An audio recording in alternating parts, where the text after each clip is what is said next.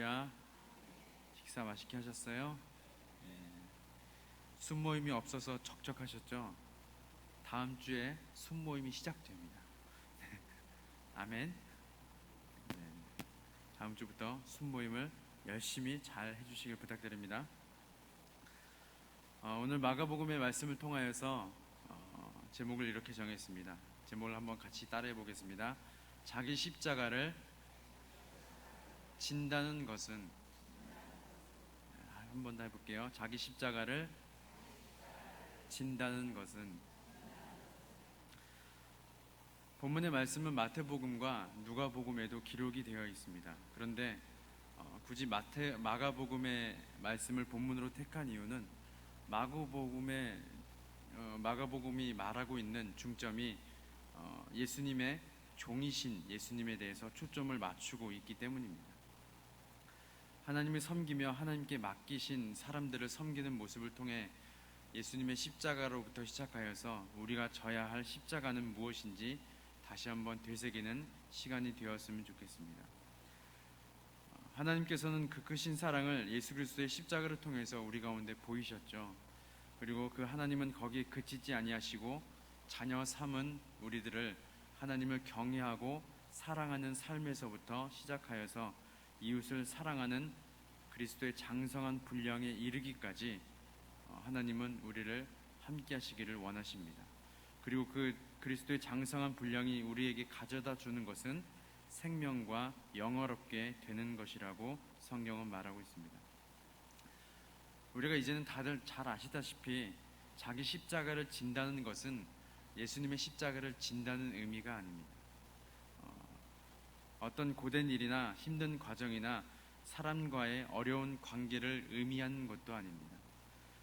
농담인지 진담인지 잘 모르겠지만 우리가 일상생활의 입버릇처럼 내 남편이 내 십자가야 이렇게 얘기하기도 하고, 자녀가 내 십자가야, 내 직장 상사가 내 십자가야, 내 직원이 내 십자가야 라고 말하는 것은 자기 십자가를 오해하고 있는 것입니다.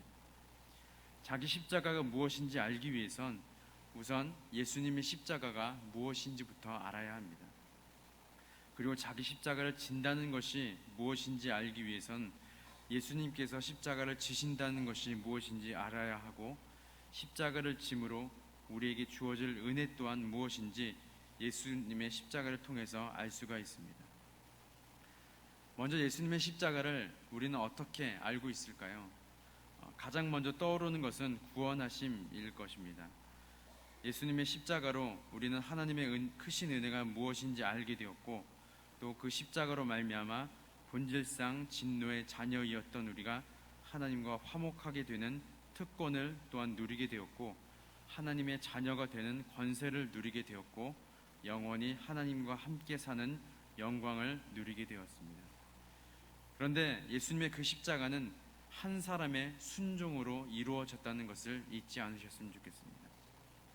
로마서 5장 19절에는 한 사람이 순종하지 아니함으로 많은 사람이 죄인 된 것 같이 한 사람이 순종하심으로 많은 사람이 의인이 되리라 라고 말하고 있습니다. 종이신 예수님께서 하나님께 순종함으로 많은 사람이 하나님께로 돌아오게 하셨다라는 것입니다. 많은 사람이 죄인에서 의인이 되게 하셨다라는 것입니다. 예수님께서 순종하심으로 말미암아, 순종하심으로 십자가를 지심으로 말미암아 우리 모두는 의인이 되었다는 것입니다. 그런데 많은 사람들이 예수님의 십자가를 생각하며 자기 십자가를 말하곤 합니다. 내 남편이 십자가야 라고 말하는 것은 예수님께서 나를 위해 십자가를 어떻게 지셨고 왜 지셨는지 아직 완전히 이해하지 못하고 있는 것과 같습니다. 이런 사람은 예수님의 십자가를 그저 고통과 고난 속에서 참고 인내하심으로 하나님의 일을 감당하심으로 지게 되는 일종의 짐과 같은 것이라고 치부하고 있는 것입니다. 쉽게 말씀드리면 우리가 농담을 삼아서 이렇게 얘기하잖아요. 아유, 저 인간이 내 십자가야 이렇게 얘기하기도 하잖아요. 다른 교회에서 그렇게 말씀하시더라고요. 아무도 수능 안 하시는 겁니까? 네. 그렇게 얘기하시는 분들은 종종 봤습니다. 근데 이런 분들은 예수님께서 지신 십자가가 무엇인지 완벽하게 이해를 못하시는 분과 같은 거예요. 예수님은 그냥 일종의 짐과 같은, 하나님께서 사랑하는 이 사람들의 죄를 짊어지신 것은 분명히 맞지만 그것을 기쁨으로 순종하여서 십자가를 지셨다는 것이지, 그것이 나에게 고난과, 예수님에게 고난과 고통과 버거움과 지기 싫어서 하나님이 지라고 했기 때문에 억지로 져야 하는 그런 십자가가 아니라는 것입니다.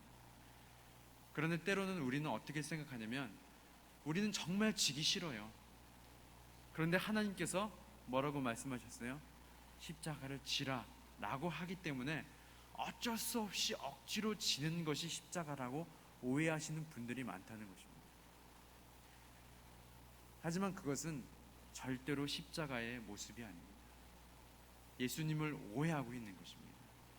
예수님은 하나님 아버지의 마음을 그대로 아셨고, 하나님께서 당신의 자녀들을 얼만큼 사랑하시는지 분명히 아셨고, 그 안 만큼 십자가를 담당하시기를 본인이 원하셨고, 그리고 기쁨으로, 비록 육체적으로 힘듦과 아픔과 고난과 고통 속에 계셨지만 그래도 속으로는 하나님, 제가 십자가를 짐으로 말미암아 하나님의 자녀들이 드디어 구원의 길이 열리게 되는군요 라는 기쁨의 마음으로 십자가를 지셨다는 것을 우리가 깊이 알아야 할 것입니다. 그래서 십자가를 진다는 것은 하나님 말씀에 순종하는 것입니다. 남편이, 자식이, 직장 동료가, 직원이, 사장님이 나를 어렵게 하고 나를 힘들게 하고 나를 괴롭게 하는 것이 십자가가 아니라, 그러한 짐, 단순한 무거운 짐을 억지로 짊어지는 그러한 수준이 아니라, 그곳에서 하나님께서 무엇을 말씀하시는지 귀 기울이고 하나님께서 말씀하시는 것에 기쁘고 즐거운 마음으로 예수님과 같이 순종하는 것이 자기의 십자가를 지는 것입니다. 만약 남편이 나를 힘들게 하면 하나님께서 이런 마음을 주셨어요. 내 남편에게 오히려 더 잘해라. 그러면 그것이 십자가를 지는 것입니다. 내 아내가 나를 못 살게 굴어요. 맨날 뭘 긁습니다. 그런데 네 아내에게 화를 내거나 큰 소리를 치거나 잔소리하거나 뭐라고 하지 말고 네 아내를 위해서 기도하고 잘 다독여주고 함께하고 있다고 위로하고 격려해줘라 라고 얘기한다면 그것이 바로 자기 십자가를 지는 것이란 말입니다. 그냥 단순히 남편이 나를 못 살게 굴어요, 아내가 나를 못 살게 굴어요, 아유 저놈의 남편이 내 십자가야, 이렇게 얘기하지 말라는 얘기입니다. 그 와중에서 하나님께서 나에게 뭐라고 말씀하시는지, 이 와중에서 하나님, 내가 남편을 위해서 어떻게 행동해야 할까요? 듣고 그대로 순종하는 것이 바로 자기 십자가를 진다는 것입니다. 그런데 이 십자가를 지는 것에는 한 가지 조건이 있습니다. 자, 우리 34절을 다시 한번 읽어보도록 하겠습니다. 마가복음 8장 34절 시작. 무리와 제자들을 불러 이르시되 누구든지 나를 따라오려거든 자기를 부인하고 자기 십자가를 지고 나를 따를 것이니라. 아멘.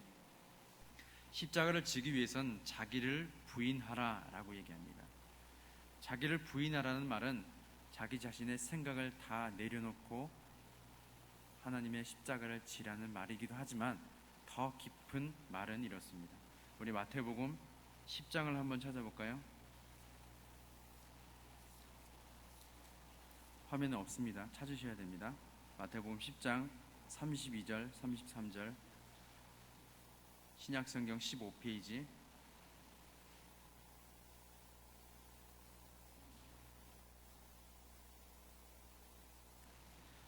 마태복음 10장 32절 33절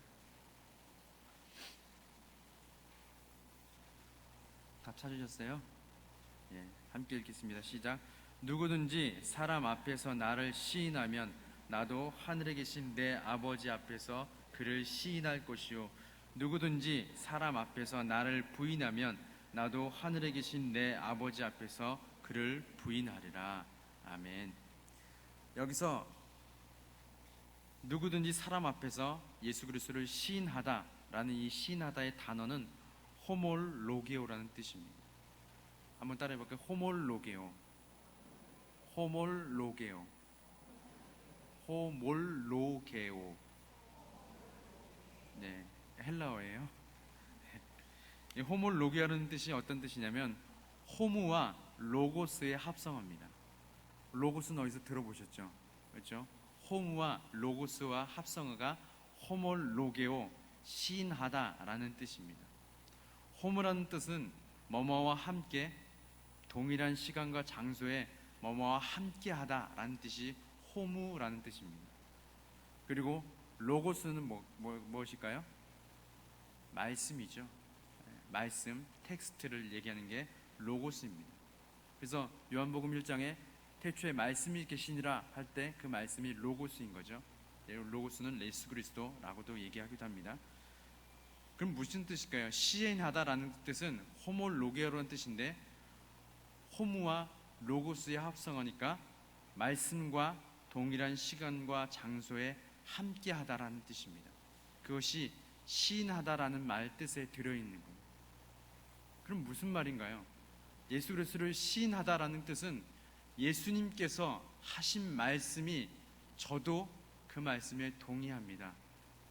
예수님이 하신 말씀이 그 시간과 장소에 저도 함께 하겠습니다 라는 뜻이 시인하다는 뜻입니다. 그럼 부인하다는 뜻은 어떤 뜻이죠? 부인하다는 뜻은 거꾸로잖아요. 그렇죠? 어떤 뜻이에요? 예수님이 하신 말씀이 저는 인정하지 않겠습니다. 예수님이 하신 말씀을 저는 받아들이지 않습니다. 저는 그 말씀을 따르지 않겠습니다. 이게 부인하다라는 단어의 뜻입니다. 그렇다면 마가복음 우리 본문에 읽은 말씀에서 뭐라고 얘기해요? 자기 십자가를 지기 위해서는 무엇을 부인하라고 그랬죠? 자기를 부인하라고 그랬습니다. 자기를 부인하라는 얘기는 어떤 말이에요? 자기를 부인하라는 것은 내 생각과 내 경험과 내가 가지고 있는 지혜와 지식과 하나님의 말씀과 함께할 수 없는 그 모든 것들을 다 내려놓으라라는 뜻입니다. 그러고 나면 누구를 따르기 시작한다고요? 자기 십자가를 지고 예수 그리스도를 따르기 시작한다라는 것입니다. 그래서 자기 십자가를 지는 삶은요, 철저하게 하나님의 말씀에 순종하는 삶입니다. 철저하게 하나님께서 말씀하신 것에 대해서 순종하는 삶입니다. 자, 오늘 본문을 한번 볼까요? 다시. 오늘 본문에 십자가를 지시고 죽었다가 사흘 만에 다시 살아나겠다는 예수님의 말씀을 듣고 베드로는 이해하지 못했습니다. 아니, 베드로뿐만 아니라 어쩌면 우리도 이런 상황 가운데 놓여져 있다면 이해하지 못할 것입니다. 왜냐하면 예수님은요, 죽으시면 안 되잖아요. 누구의 아들이세요? 하나님의 아들이시니까 죽으시면 안 됩니다. 우리의 상식으로는. 그런데 예수님께서 죽으시겠다고 말씀하시고 유대인의 왕으로 계셔야 하는데 왕이 스스로 나는 죽을 거야 이렇게 얘기하는 왕이 어디 있어요? 그 옆에 본인은 신하라고 생각하는 베드로가 뭐라고 얘기하겠어요? 예수님, 그러시면 안 돼요. 당신은 왕이 되실 분인데 그렇게 말씀하셔야 되겠습니까? 우리 제자들도 있고 우리 12제자뿐만 아니라 수많은 제자들이 예수님을 따르는데 그 얘기를 들으면 어떻게 될 것 같아요? 예수님을 다 떠나게 하잖아요. 예수님 그러시면 안 됩니다. 근데 예수님 뭐라고 말씀하세요? 자, 31절, 32절을 한번 다시 읽어보죠. 마가복음 6장 8장이죠. 마가복음 8장 33절 시작. 예수께서 돌이키사 제자들을 보시며 베드로를 꾸짖어 이르시되 사탄아 내 뒤로 물러가라 내가 하나님의 일을 생각하지 아니하고 도리어 사람의 일을 생각하는도다 하시고. 아멘. 그렇다는 얘기는 사람의 일로 지는 것이 자기 십자가가 아니라는 얘기입니다. 사람의 생각으로 지는 것이 자기 십자가가 아니고요. 내가 이 정도는 감당할 수 있을 것 같아. 우리 교회에서 내가 이 정도는 봉사할 수 있어. 내가 우리 가정에서 내가 요 정도까지는 기도할 수 있고 요 정도까지는 내가 감당할 수 있어. 이게 십자가가 아니라는 얘기입니다. 온전하게 하나님께서 때로는 내가 불가능 가운데 있을지라도 때로는 내가 하나님 저는 도저히 상식적으로 이거는 감당하지 못할 것 같아요. 이런 상황 가운데 하나님께서 말씀하셨을지라도 그것이 하나님이 너의 십자가야 라고 얘기한다면 기꺼이 지는 것이 자기 십자가입니다. 그것이 자기를 부인하는 행동이죠. 하나님 내 생각에는 이건 제 십자가가 아닌 것 같아요. 제가 감당해야 될 부분이 아닙니다. 왜 저에게 이런 말씀을 하신지 제 옆 사람에게 전달해 주라고 저한테 대신 말씀하신 거죠? 이러시는 분들 없으시길 바랍니다. 그런데 하나님께서 때로는 우리 상황과 환경을 넘어서서 무리한 요구를 하실 때 우리는 그런 생각이 들 수 있잖아요. 하지만 사람의 일로 우리의 생각과 경험으로 생각하지 아니하고 하나님의 생각으로 순종함으로 나아가는 것이 자기 십자가를 지는 것입니다. 그것이 하나님을 내 안에 시인하는 행동인 거죠.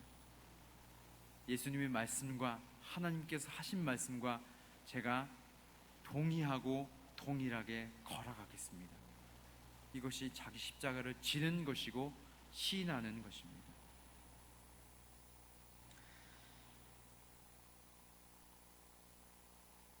우리 각자의 삶 가운데 자기 십자가를 지려면 자기를 부인해야 합니다. 내 생각과 기분과 감정과 경험과 지식과 지혜를 다 내려놓고 하나님의 말씀하시는 것에 겸손하게 귀를 기울이고 온유한 마음으로 그 말씀에 순종하는 것이 자기를 부인하고 자기 십자가를 지는 것입니다. 제가 예전에 사역했던 교회에서 맡고 있던 교구에 어떤 집사님이 계셨어요. 근데 이 집사님은 정말 어렵고 힘든 그 환경 가운데 신앙생활을 하고 있었습니다. 경제적으로 어려운 게 아니고요, 영적으로 어려운 상황이었습니다. 자기 시댁이 대순진리였어요. 대순진리 아시죠? 네. 그런데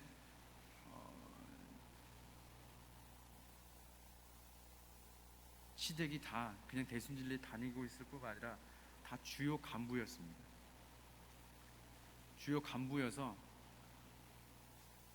이 여집사님이 교회를 엄청 힘들게 다니고 계셨어요.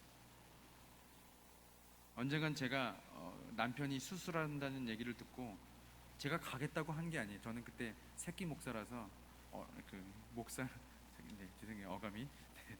어쨌든 목사가 된 지 얼마 안 됐어서 두렵고 떨리는 마음이 있기 때문에 제가 감히 찾아가겠습니다 이렇게 잘 못했습니다. 이 여집사님이 저에게 부탁을 한 거예요. 우리 남편이 무릎 수술을 해야 되는데 와서 기도 좀 해달라. 대단하지 않습니까? 이 여집사님 믿음이.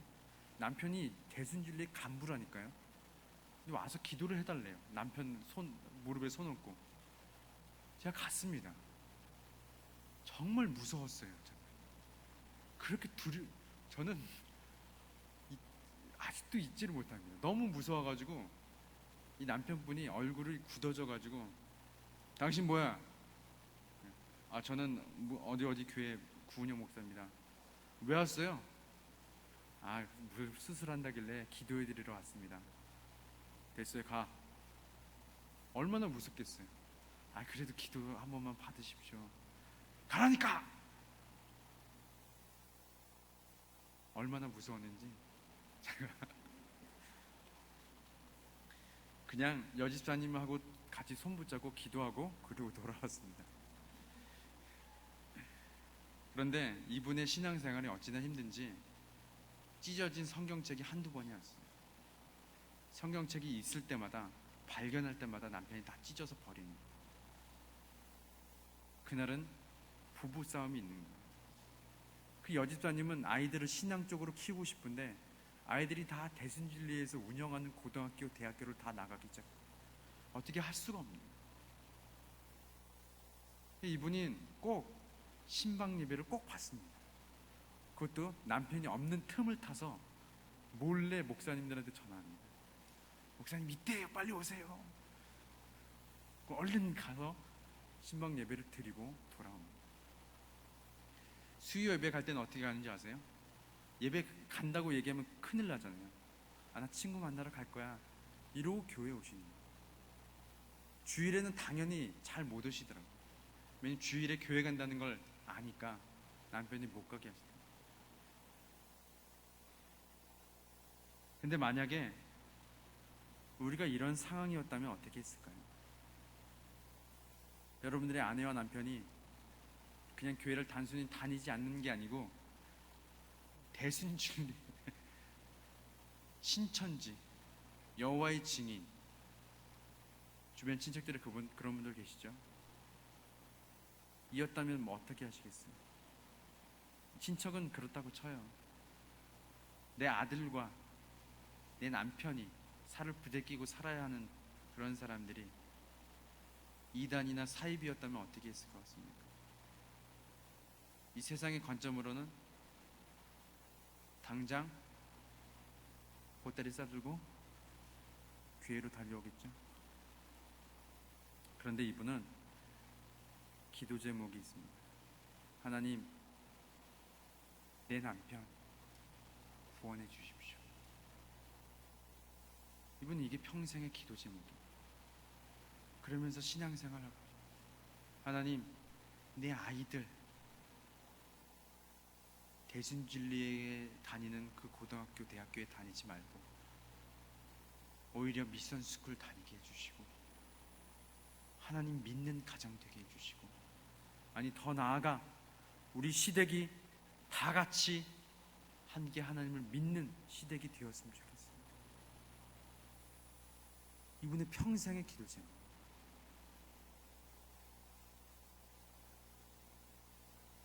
저는 이분이 자기 십자가가 무엇인지 분명히 안다고 생각합니다. 그냥 단순히 내 남편이 대순진리예요, 내 남편이 여호와의 증인이고 신천지야, 그래서 그게 내 십자가야. 왜 하나님 저에게 이런 고통을 주시고 왜 하나님 저에게 이러한 일들을 허락하십니까? 왜 나에게 힘들고 버거운 이런 십자가를 저에게 맡겨주셨습니까? 이게 자기 십자가가 아니고, 이런 와중에서 하나님, 제가 제 시댁을 위해서 기도합니다. 하나님, 제가 이 상황과 환경 때문에 하나님 앞에 나아가 기도합니다. 내 비록 우리에게 처한 상황과 환경이 힘들고 어려울지라도 하나님이 분명히 하신 말씀이 계시고 하신 말씀이 계시기 때문에 저는 그 말을 듣고 순종함으로 제 십자가를 지며 나아가겠습니다.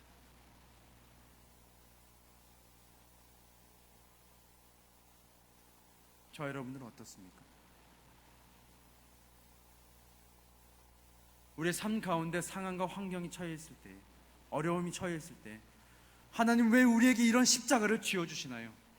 하나님 왜 이렇게 힘들고 버거운 일들이 우리의 삶 가운데 있어야 하나요?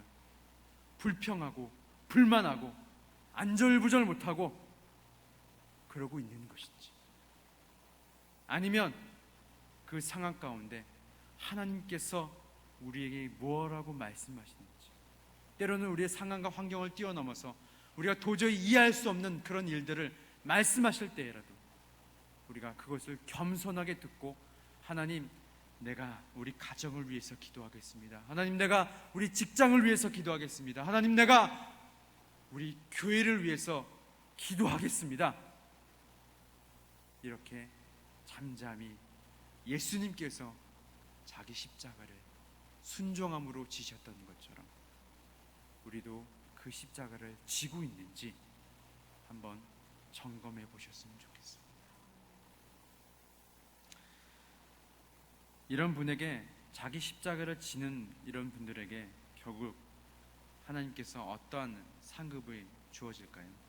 바로 생명과 영화롭게 되는 것입니다. 우리 로마서 5장 19절에 아까도 말씀드렸는데, 한 사람이 순종하지 아니함으로 많은 사람이 죄인 된 것 같이 한 사람이 순종하심으로 많은 사람이 의인이 되리라. 한 사람이 순종하심으로 많은 사람이 의인이 되었습니다. 18절에는 이렇게 나와 있습니다.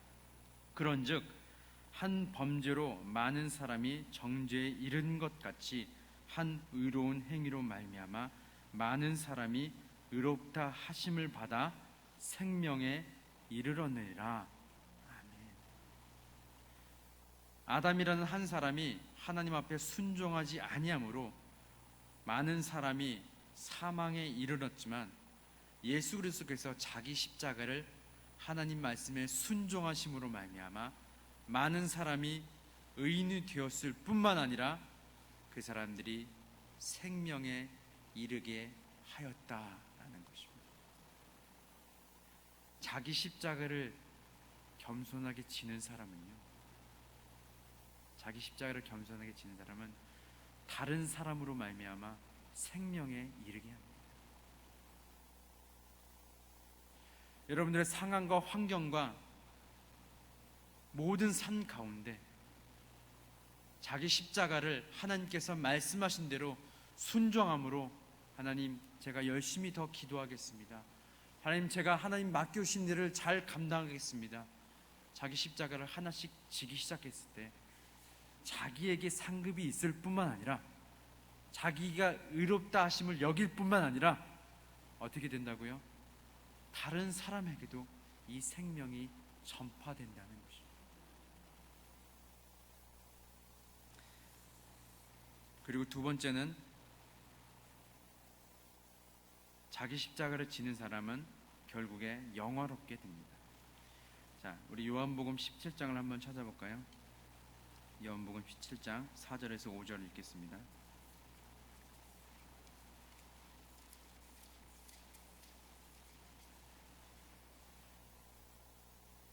(171페이지) 요한복음 17장 4절 5절.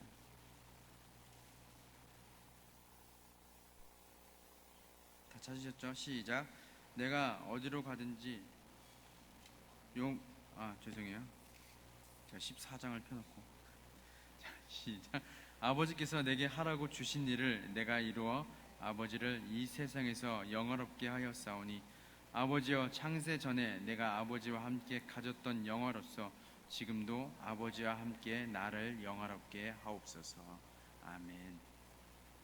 물론 예수님께서 하나님께서 예수 그리스도께서 십자가를 지심으로 말미암아 예수님을 높이셨던 그 말을 하고 있는 것입니다. 하지만 예수님께서도 말씀하셨듯이 자기 십자가를 지는 사람은 결국에 하나님으로부터 영화롭게 되는 영광을 우리 또한 얻게 될 것이라고 말씀하십니다. 자기 십자가를 지는 사람은요, 다른 사람에게, 그리고 자기 자신에게 생명이 이를 뿐만 아니라 하나님으로부터 영화롭게 되는 영광 또한 얻게 될 것입니다.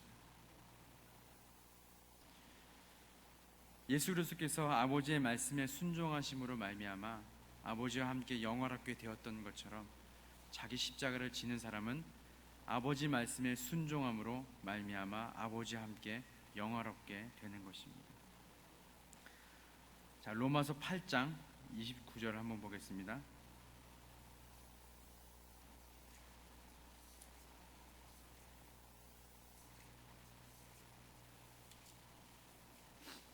(8장) 29절 30절.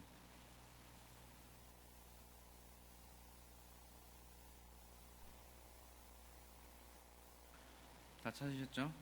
시작. 하나님이 미리 아신 자들을 또한 그 아들의 형상을 본받게 하기 위하여 미리 정하셨으니,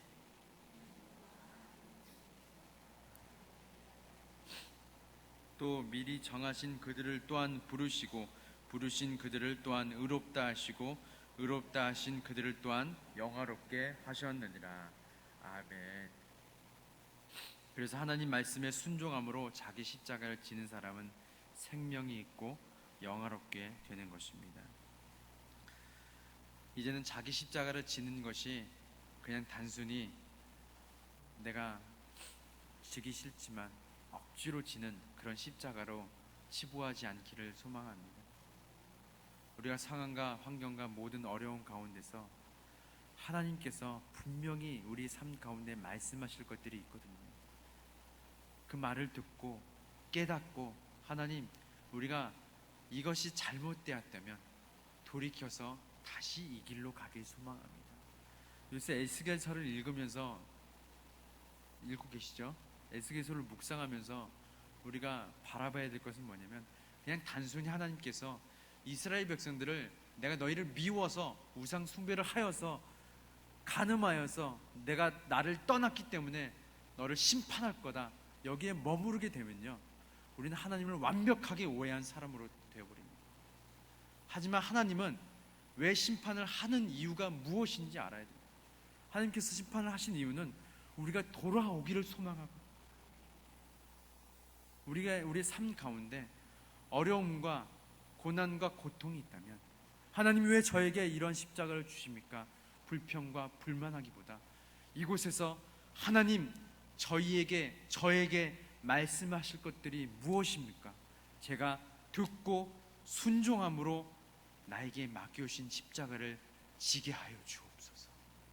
그래서 결국에 내 삶에, 내 가정에, 내 직장에, 우리 교회에 생명이 흐르게 하여 주시고 영화롭게 되는 영광이 우리의 삶 가운데 있게 하여 주옵소서. 이렇게 고백하는 저와 여러분들 되시기를 예수님의 이름으로 소망합니다. 우리 제가 함께 기도할까요?